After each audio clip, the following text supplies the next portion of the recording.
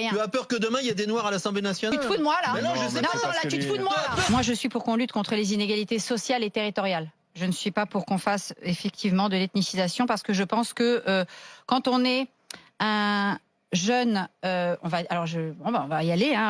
Voilà, par exemple, je pense que Madame Sibeth Ndiaye, de la même façon d'ailleurs que Obama l'explique, mes filles, il le dit, mes filles n'ont aucune raison de bénéficier de la discrimination positive parce que mes filles appartiennent à la grande bourgeoisie noire et qu'elles ne seront certainement jamais discriminées comme peuvent l'être les enfants d'un ouvrier blanc de Détroit. Il l'a dit, Barack Obama, dans le grand discours de Philadelphie avant son élection.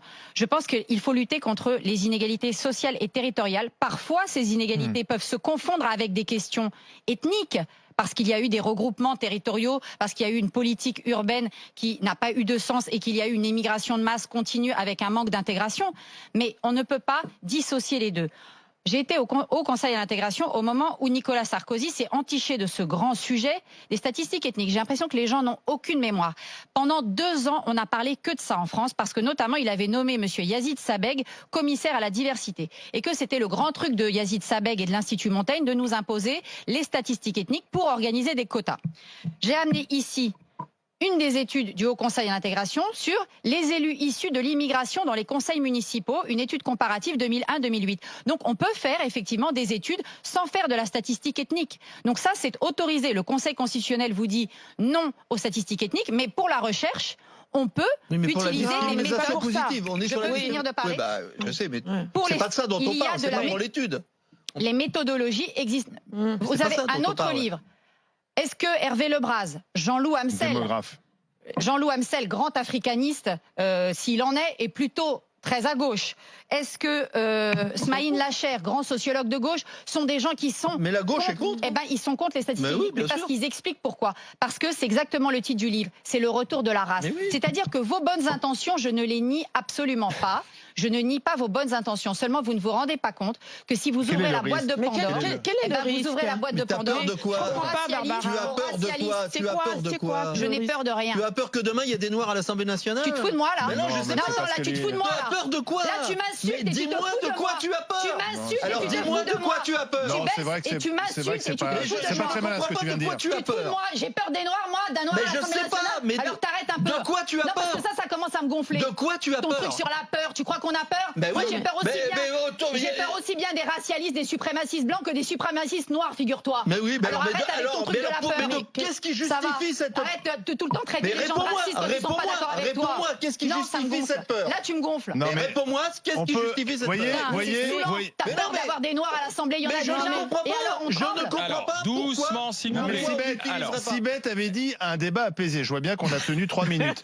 Non, mais c'est vrai, il faut pas. Non, mais Étienne, on peut être contre les statistiques ethniques sans être envoyé à la peur des Noirs, si tu veux. C'est pas ça la question. Et on peut être pour les statistiques ethniques sans être envoyé à un racialisme. Et si on peut essayer d'avoir un débat apaisé et se dire, est-ce que ça servirait à quoi en fait? Qu'est-ce que ça permettrait d'améliorer? Eh ben moi, ok, si c'est autodéclaratif, d'accord? Parce qu'en général, c'est autodéclaratif aux États-Unis, en Angleterre, c'est autodéclaratif. Tu te déclares, tu peux refuser, cocher la case refus de m'identifier.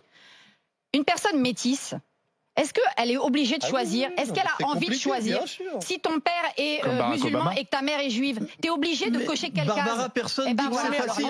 Personne dit que c'est facile. Lâchons les gens avec cette assignation. Expliquez-nous pourquoi vous, puisque vous défendez ça, Joël Etienne, expliquez-nous pourquoi c'est utile. Sur la question de la représentation. Pourquoi c'est utile?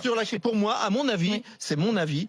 C'est juste sur la question de la représentation nationale de façon... Moi, j'aimerais être dans un pays où les gens qui sont à la tête de ce pays, c'est-à-dire les gens qui ont le pouvoir dans ce pays, qui votent les lois, qui sont dans les assemblées, qui sont dans les conseils d'administration des grandes entreprises, qui soient, alors ça se fera pas en un jour, mais qui soient représentatifs de ce qu'est le pays, de façon à ce qu'on ait l'impression... Et en quoi ça va aider ces statistiques? Et alors ces statistiques, justement, elles aident à ça, elles aident pas à faire des études universitaires. Parce que je te suis, dans les études universitaires, on n'a pas de souci. Est-ce que tu veux faire des quotas? Ça sert à avoir... Alors, est-ce qu'on doit passer par les quotas? C'est un deuxième débat. débat. Oui.